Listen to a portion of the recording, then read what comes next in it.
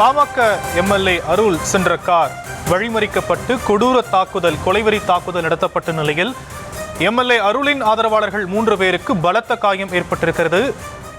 இரத்த காயத்துடன் அருளுடைய ஆதரவாளர்கள் வரக்கூடிய அந்த காட்சிகளை நாம் பார்த்து வருகிறோம். அவர்கள் சிகிச்சைக்காக மருத்துவமனையில் அனுமதிக்கப்பட்டிருக்கிறார்கள். இது குறித்தான விவரங்களை நம்முடைய செய்தியாளர் சிலம்பரசன் வழங்க நாம் கேட்கலாம். சிலம்பரசன், தற்போதைய நிலை என்ன?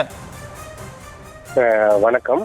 இன்றைய தினம் பாமக சேலம் மேற்கு சட்டமன்ற உறுப்பினர் அருள் வாழப்பாடி அருகே உள்ள வடுகதாம்பட்டி பகுதியில் உள்ள ஒரு துக்க நிகழ்வை, அதாவது குறிப்பாக அன்புமணி ராமதாஸின் ஆதரவு ஒன்றிய செயலாளர் அவருடைய தந்தையின் மறைவுக்கு நேற்றைய தினம் உயிரிழந்தது. இன்றைய தினம் துக்கம் விசாரிப்பதற்காக அங்கு சென்றுள்ளார். அப்பொழுது அங்கு முதற்கட்டமாக அந்த பகுதியிலேயே ஏதோ கட்சி தொடர்பாக வாக்குவாதம் ஏற்பட்டு அங்கு அந்த தாக்குதல் நடைபெற்றதாகவும், அதனைத் தொடர்ந்துதான் பாமக அன்புமணி ராமதாஸின் ஆதரவாளர்கள் இவர்கள் தாக்கிவிட்டு சென்ற காரணத்தால் வழிமறித்து தாக்குதல் நடத்தியதாக தற்போது வாழப்பாடி காவல் நிலையத்தில் அவர்கள் தலைப்பில் ஒரு புகார் ஒன்று கொடுக்கப்பட்டதாக கூறப்படுகிறது.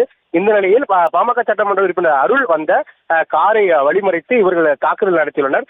இதில் பாமக சட்டமன்ற உறுப்பினர் அருளின் ஆதரவாளர்கள் 3 பேர் ரத்த காயங்களுடன் தற்போது சேலம் அரசு மருத்துவமனையில் சிகிச்சைக்காக அனுமதிக்கப்பட்டுள்ளனர். சட்டமன்ற உறுப்பினர் அருள் சென்ற காரை கடுமையாக தாக்கி, அதே போன்று கல் எறிந்து கட்டைகளால் தாக்கி அதன் பிறகு இருவரும் மாறி மாறி தாக்கிக் கொள்ளும் வீடியோவும் தற்போது வெளியாகி பெரும் பரபரப்பை ஏற்படுத்தியுள்ளது. இது தொடர்பாக காவல்துறையினர் தற்போது விசாரணை மேற்கொண்டு வரும் நிலையில் தற்போது பாமக சட்டமன்ற உறுப்பினர் ஆதரவாளர் 3 பேர் ரத்த காயங்களுடன் சேலம் அரசு மருத்துவமனையில் சிகிச்சைக்காக அனுமதிக்கப்பட்டுள்ளனர். இது தொடர்பாக தற்போது ஏத்தாப்பூர் காவல்துறையினர் விசாரணை மேற்கொண்டு வருகின்றனர்.